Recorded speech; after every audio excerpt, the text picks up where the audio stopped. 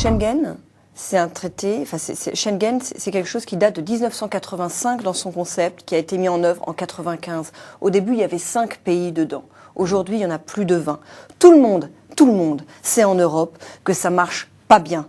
Et c'est un problème parce que c'est le contrôle de nos frontières. On n'a plus de frontières intérieures, on a une frontière extérieure, on doit la maîtriser ensemble et on sait qu'on ne la maîtrise pas.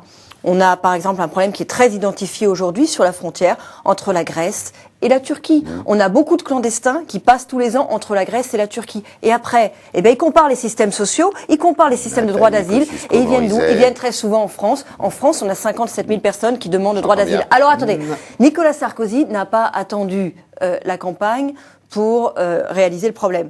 D'ailleurs, en 2008, quand il assurait la présidence française de l'Union européenne, il a fait en sorte qu'on interdise les régularisations massives partout en Europe. Pourquoi? Parce que quand il y a un pays qui fait des régularisations massives alors qu'on est dans un espace unique, eh bien, c'est tout le monde qui en assume les conséquences. Donc, il avait déjà pris en compte la chose et lancé la réforme de Schengen. Mais aujourd'hui, il propose d'aller plus loin. Pourquoi est-ce qu'elle est bloquée, la réforme de Schengen? Pourquoi est-ce qu'elle est bloquée? À cause des parlementaires socialistes européens.